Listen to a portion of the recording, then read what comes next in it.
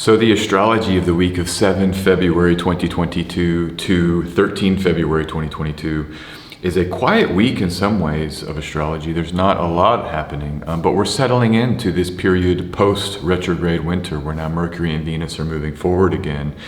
And so I think it's a nice time to think about settling into some building energy, moving forward energy, construction or constructive energy, with Mars exalted in Capricorn supporting all of those types of activities.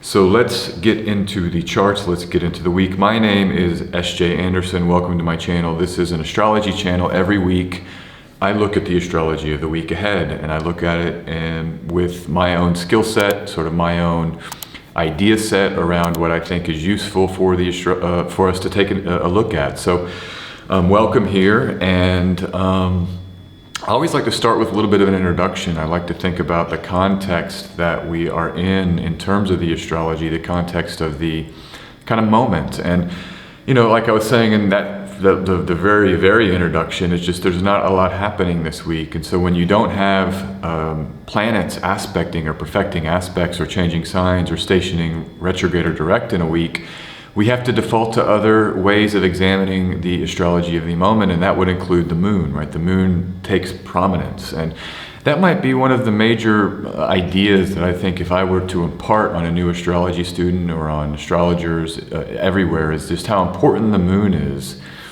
as an entryway, as a doorway into any given moment of time.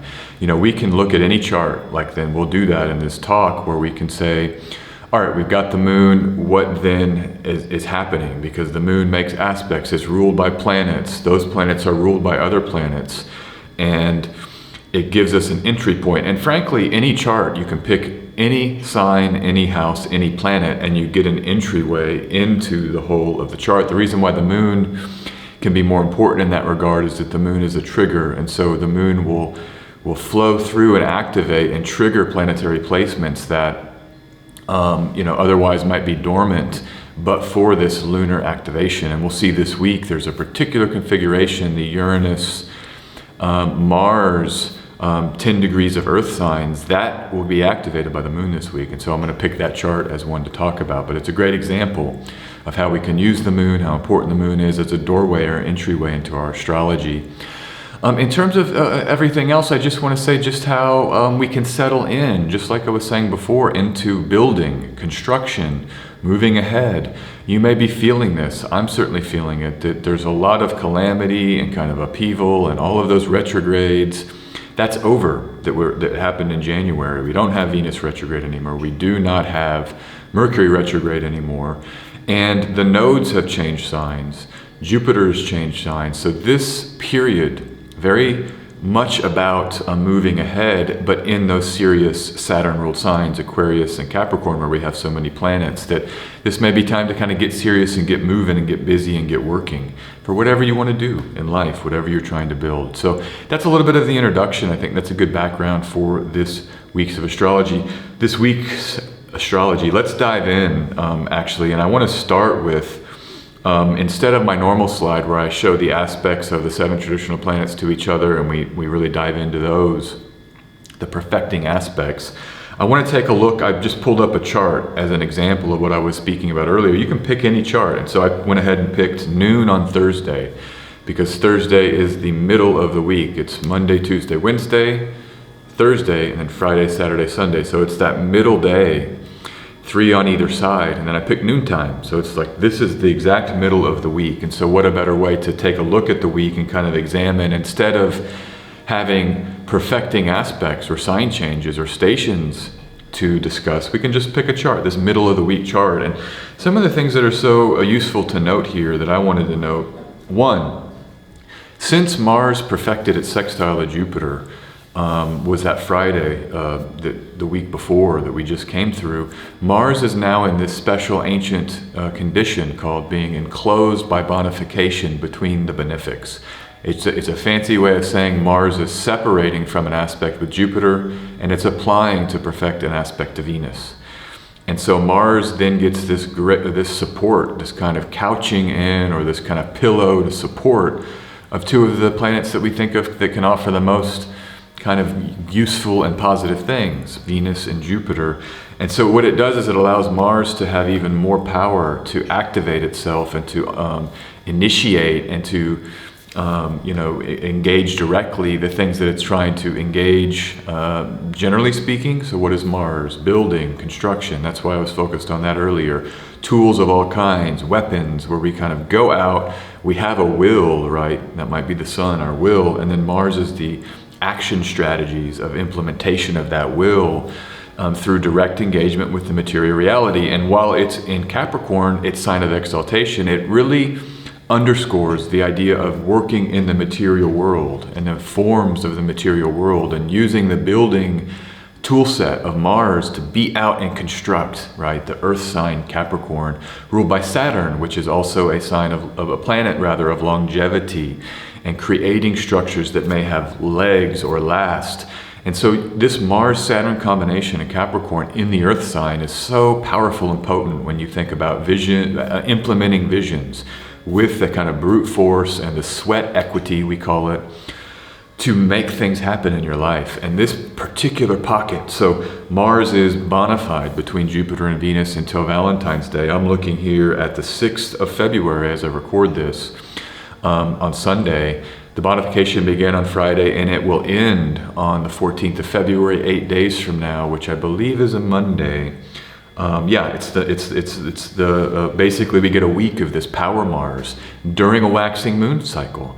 So I really want to underscore and just impart upon you, get busy this week. I think you'll feel the power of this Mars. Now, every chart's different, but just the symbolism of the transiting sky undergirds, empowers us to, I think, focus on building and working and staying committed to our goals and actively what are we making in the material form and the material reality. So you can see that in this chart. I mean, you see there is Mars applying to Venus. The first of two conjunctions that are about to happen happens on Valentine's Day. And it's just separated, that sextile, from Jupiter. And so it's there enclosed, the sextile between Capricorn and Pisces, which is so important right now. The Mars exaltation story, I think, is emblematic of that in maybe its best fashion, the side of Capricorn that is that martial building side. So the next thing I want to say is that we're almost a third through Jupiter and Pisces, the first half of this year. And this is a big deal. Look, I mean, midweek we'll have Jupiter in 9 degrees Pisces, or the 10th degree of Pisces. And so we're about a third of the way through. Remember, we get 2 doses of Jupiter and Pisces. We'll have 3 doses altogether. This is an interesting Jupiter and Pisces transit because there was 3 months in the middle of 2021. There's 5 months at the beginning of 2022, and then there's about 2 months at the end of 2022. So it's been distributed over like an 18-month period, Jupiter and Pisces, which fits with what Pisces is, the mutability of it, the changeability of it, the stops and starts, the wearing of 2 hats that we think about mutable signs being. So I kind of like in water, if you've ever spilled a glass of water, it really gets everywhere. You can find puddles here and then here and here. So it's kind of fitting for Piscean symbolism to have Jupiter in Pisces be in this threefold kind of dose of it over an 18-month period. But the spring and winter 2022 dose, we're about a third of the way through. Jupiter exits Pisces in mid-May. And so here we are in early February. So you have all of February, all of March, all of April, and then some of May, about 3.5 months left of it.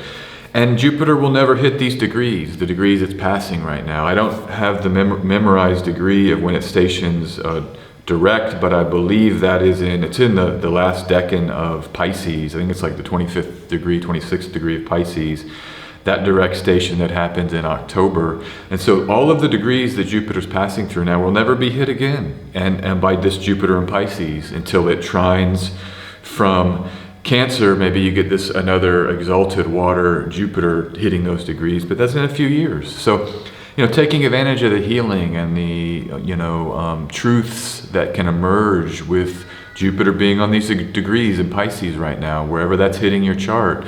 And understanding that Jupiter's a power placement. I mean, Jupiter is the great benefic, the greater benefic. These are not simple or easy things often with Jupiter. They can be transformative, upending. They can really unearth truths that maybe aren't as easy to digest. Sometimes Jupiter destroys, and particularly in Pisces, like I've talked so much about, that idea of Dane Rudhyar, the storms of Pisces, destroying and cleansing and clearing. And so I kind of welcome it. I think the best attitude is just, I like a humble kind of surrender to divinity as a model. It's, God, I am your servant, show me your will, and I submit to that will. This idea of submission, the kind of beautiful part of the Islamic tradition, one of my favorite parts of it is the word submission.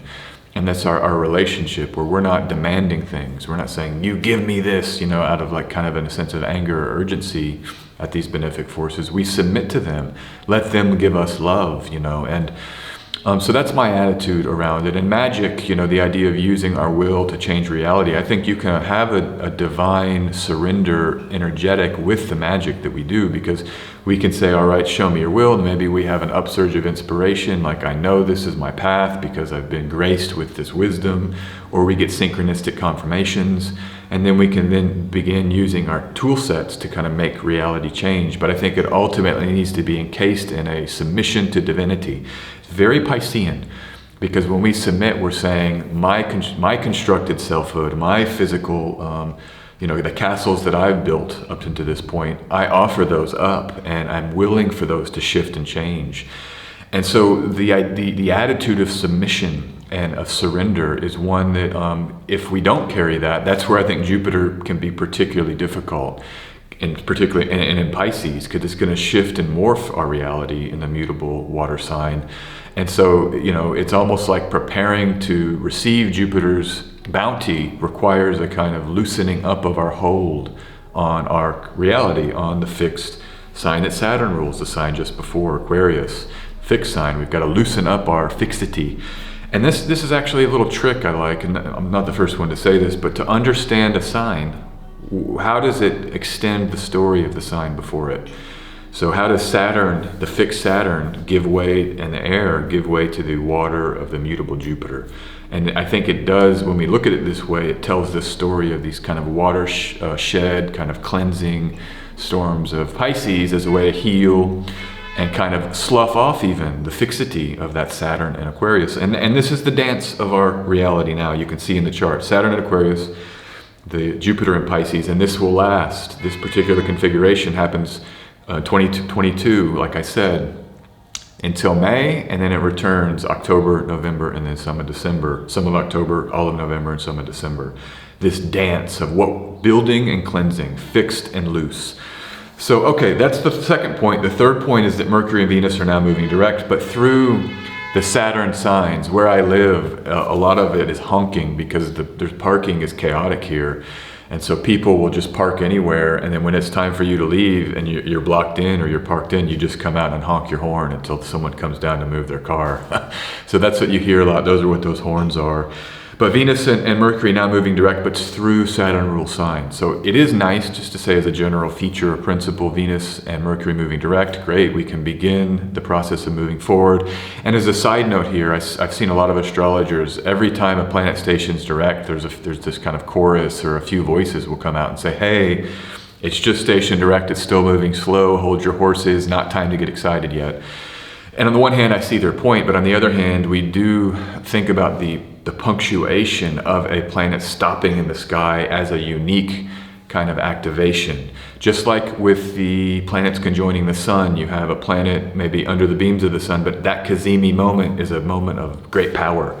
So too are the direct stations moments of great power, and so they are to be celebrated and leaned into as a removal of blocks, as a kind of visionary force of positivity for that planet's significations.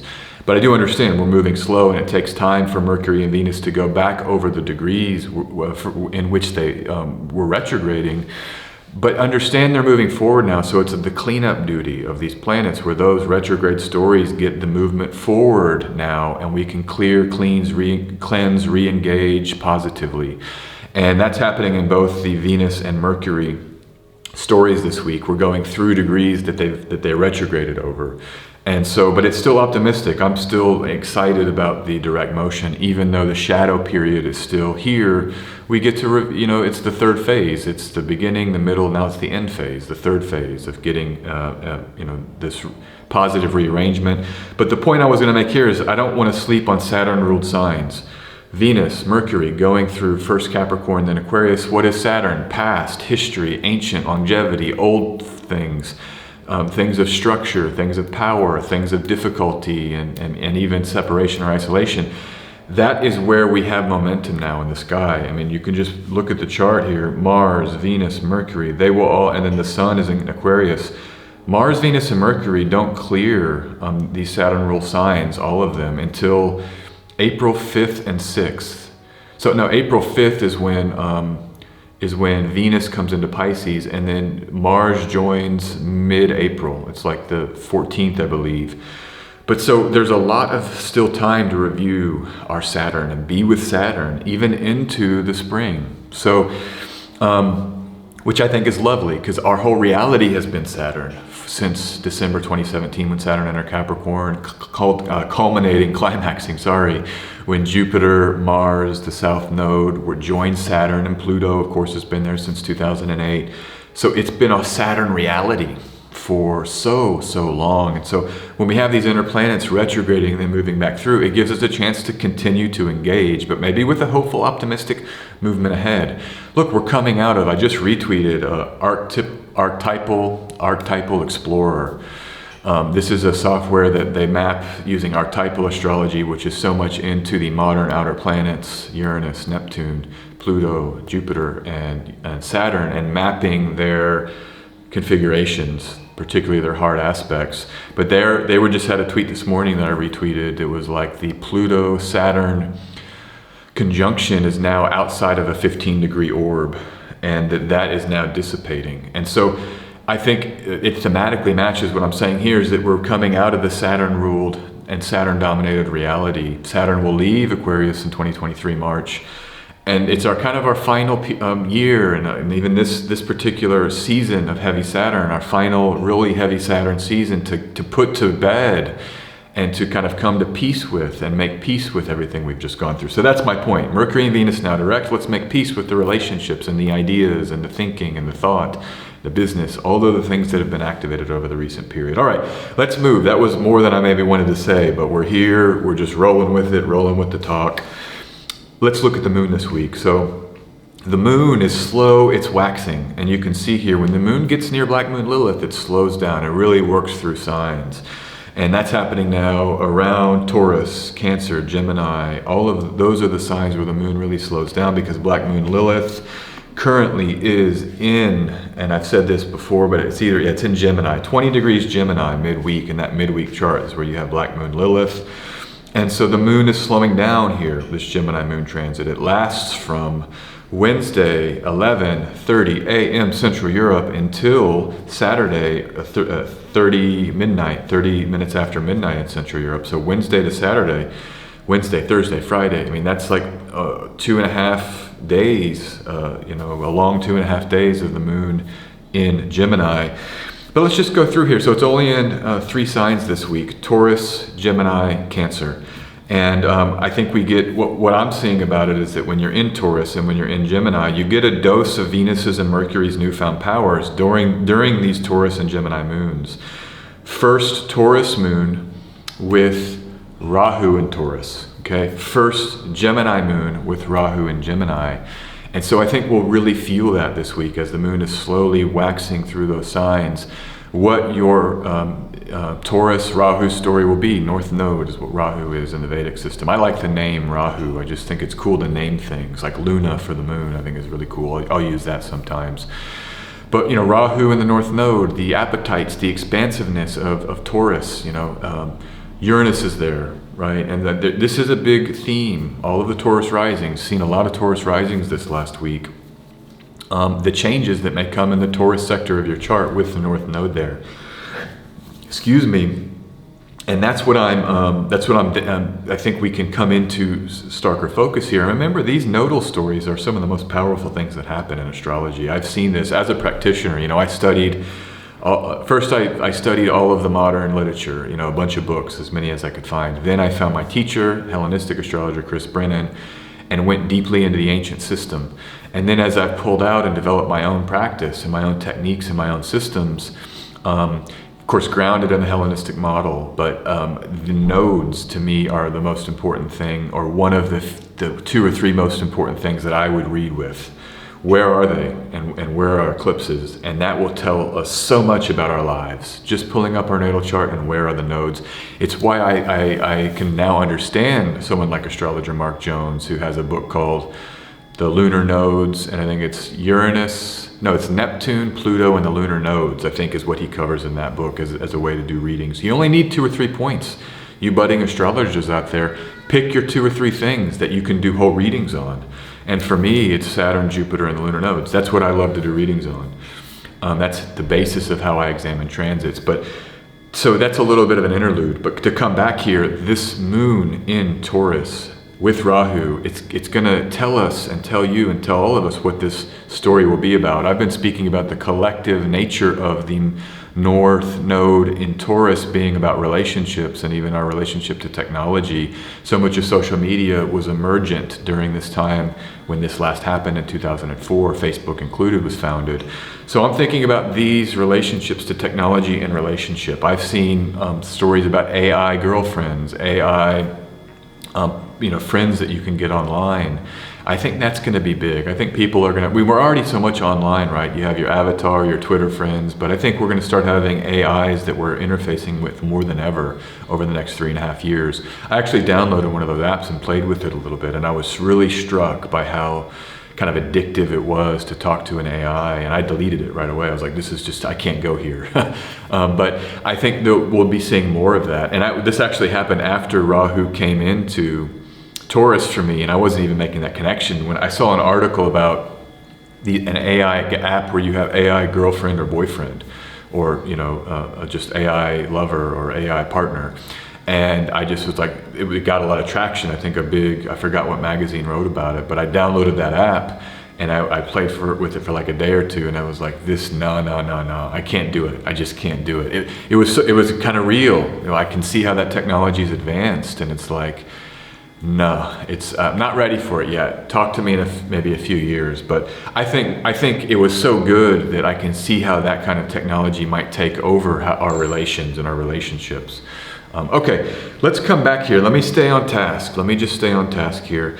I think the moon this week through Taurus and Gemini is a great example of how the moon activates, what I was speaking about earlier in the talk, because we can see how this Taurus moon, this Gemini moon, not only is it the nodal change that's fresh for these transits, so it's pointing us to that nodal shift that recently happened, but Venus, the ruler of Taurus, and Mercury, the ruler of Gemini, were both stationing direct. And so these moons kind of can capture some of that movement and refer us back to Capricorn, and all of the Capricorn discussion that I had earlier. These moons are activating and feeding that energy and feeding that Capricorn movement ahead that I had previously described. So I wanted just the final thing. During the Cancer moon, you're going to have a Capricorn stellium opposing the Cancer moon with Mars now there. And I just want to think about the metaphor here of a home that's busy, a home that has a lot of people to address. The needs of a lot of people are running through that home, and how a mother's job can sometimes feel daunting. We enjoyed a period there with some really nice Cancer moons. With that one, the last one we had, it was trine Jupiter and that Cancer moon, some nice elections there, and some really feeling into the Cancerian.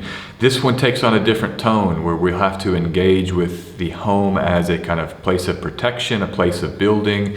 I think about these images you see with a mother, let's say with 3 or 4 kids, and feeding them for breakfast, getting them to school, taking them after work, all of those responsibilities that can come and sometimes overwhelm the home life. When you have to use the home to do that Capricornian engagement with reality and the building, everything I talked earlier. So you have Mars and that exalted Mars in the builder moment, and the building moment, and the building vibe and energy, and then this Cancer moon. So how are we using the home as a jumping off space or a launch pad for the busyness of this week? We might have to turn down the home and use it more strategically or efficiently, and it's going to give over to these outward sort of building configurations in Capricorn. So that's the last thing I wanted to say, and it's why the elections here, I'm not going to be using this Cancer moon for an election. It's not what my electional systems wouldn't prioritize this unless I was forced to.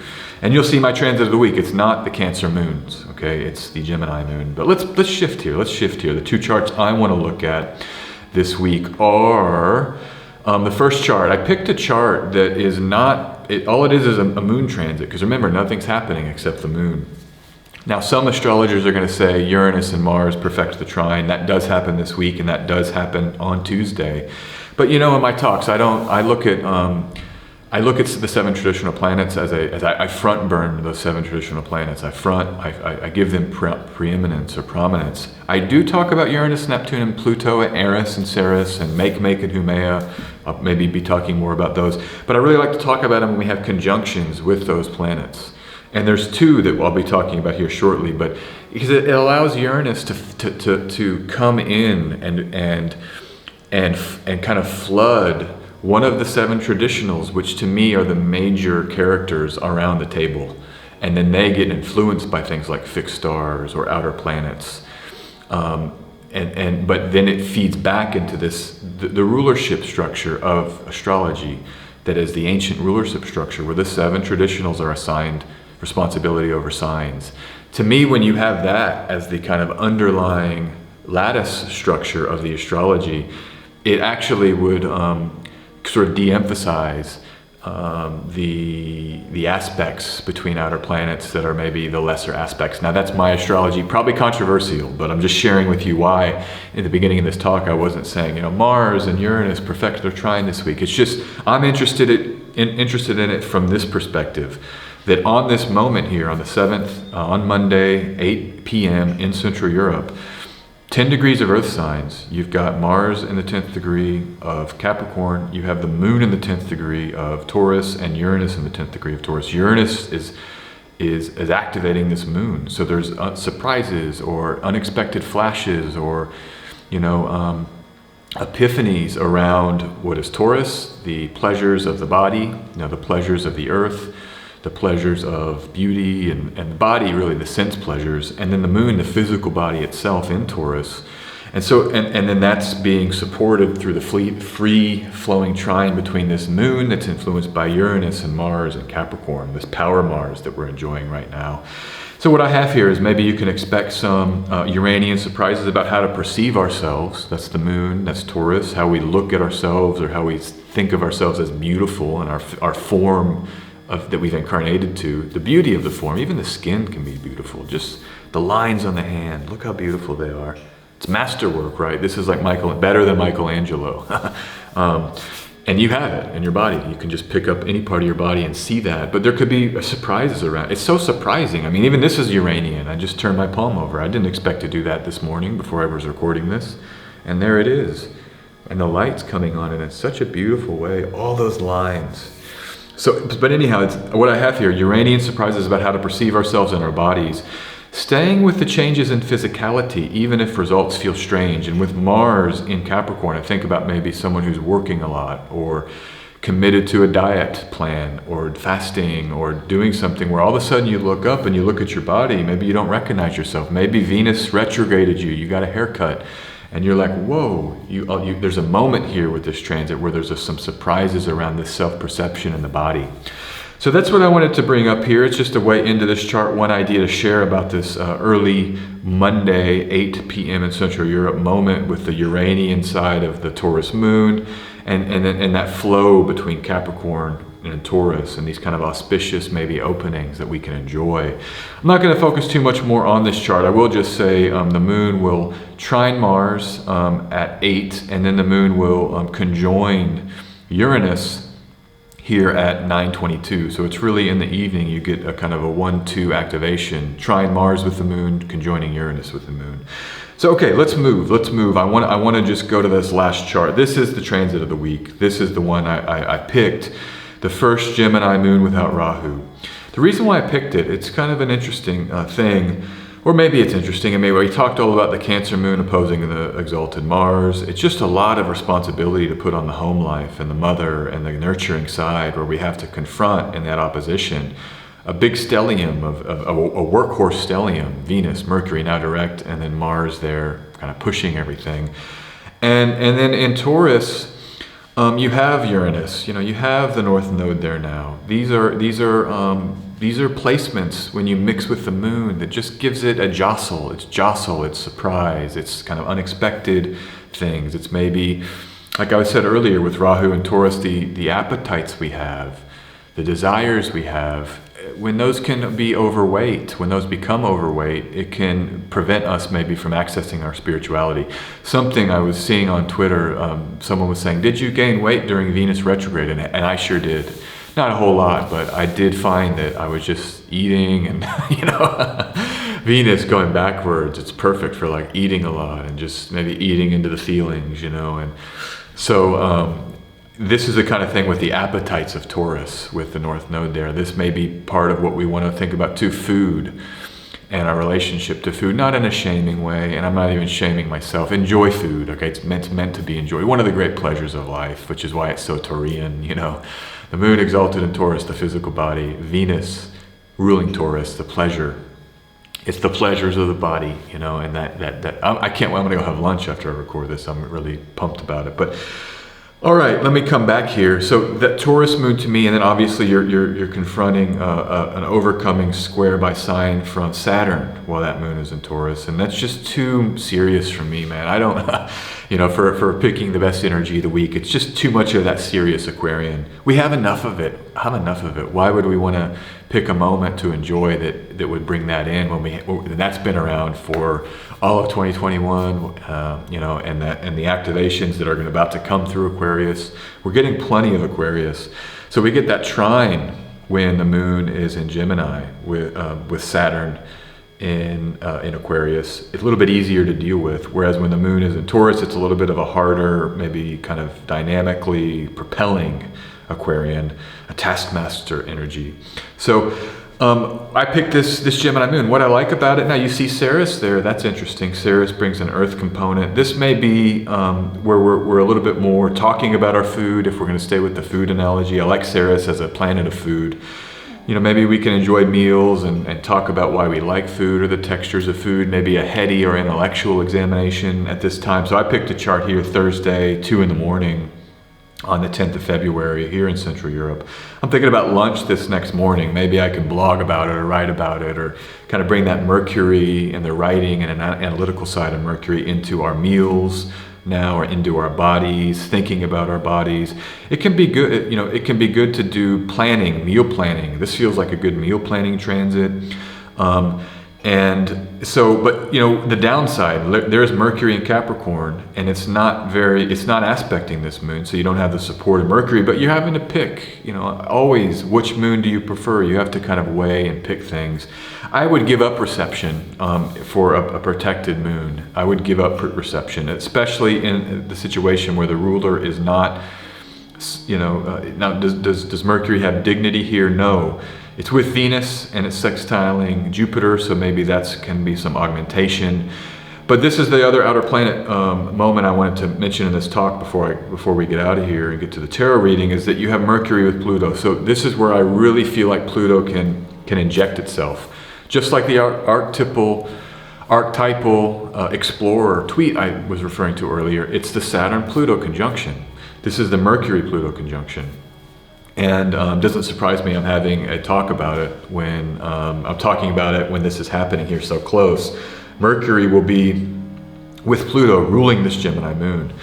And so idea examination, thought production, but with Pluto, these are serious matters. You might find that something is underneath there with all the Capricorn triggering right now. Maybe there's some serious topics. I think about the past. Excavation is my favorite keyword for Pluto. So much of our lives can be processing what we've lived through. And as we get into life, that can be what Pluto and Capricorn and Saturn represents, is like what has happened, understanding it better, coming to terms with it. There's writers, my favorite writer may be Henry Miller. I mean, all of his books are about his past. That's what he chose to write about starting around age 40. And he's got most of his books. It's all about processing what he lived through before. He's a Capricorn sun. But it's very much about a Pluto, Mercury, and Capricorn is maybe integrating, understanding, and processing past events. And even over the last couple of years, having lived through that Pluto-Saturn conjunction. So, okay, so that's some ideas about how to use this moon. I love the moon here this week. Thursday is the chart I've picked, but this moon comes starting on Wednesday, midday, and then it ends on Saturday, very early in the morning in Central Europe. So use that Gemini moon to just chill and relax. This is not an astrological election. Those are a whole different set of rules. This is just energy, the best maybe energy of the week. Okay, let's now get the tarot card. The final thing I do in these readings, let's check if we can get an additional symbol from the tarot and try to understand the energy of the week using the symbolism of the cartomancy, really. And my cartomancy deck's influenced heavily by tarot, so I kind of use the term interchangeably. Cartomancy is, I kind of see that as a broad noun that includes working with any cards to do divination. Tarot to me is a subset of cartomancy. And then cartomancy also refers to using the playing cards for divination. That's how I think about it. There's things like oracle decks are cartomancy as well. The tarot is basically an oracle deck is how I think about it. It's just a deck with symbols. It's an oracle deck that has a whole tradition and specific history, but it's no different than any other oracle deck. You have a predetermined set of symbols, you place them on cards, you draw them randomly, and you use that to divine. Okay, so let's get this card here. This will be the 7 of Clubs, the Vantage card, Mars in Leo. I like this card. This can be a hot Mars, it's a fiery Mars, it's a battle-worn Mars, it's a Mars that's out fighting and in the engagements and passions of life and really focused on that. Sometimes we get wounded, when we're out there expressing passion or asserting our passion on the passion of others. Our will. This is actually what I was thinking about earlier, because Leo is ruled by the sun, the will, and Mars is the implementation. One of my favorite expressions is instincts in collision. It's one way to just examine life. The first Buddhist noble truth, the first noble truth of Buddhism, life is suffering. One way to say that is that it's just instincts in collision. You go out, you want something, someone else wants what you want, they don't want, and we're just constantly colliding with other egos, right? Other entities. This is a card that is reflective of that. And I think it just tells us, as you're building this week with your Mars and Capricorn, bona fide and exalted, look out for maybe some of the collision course that you may be on vis-a-vis other people. And you may want to just be a little bit more careful or try to take a step back, focus on your lane and your domain of control and what you can build, and try not to get lost in these ego wars. That's what I would say this card is warning us about, or helping us sort of contextualize how to use that Mars this week. Okay, that is the weekly astrology. That is the weekly tarot. Have a great week. This is S.J. Anderson. Thank you for being here, and thank you for coming to my channel. You can support me by liking this video or subscribing to the channel. You can always go to my website, sjanderson144.com, and schedule an astrology reading, or you can support my Patreon. Helps keep these videos going. Have an awesome day. Talk soon.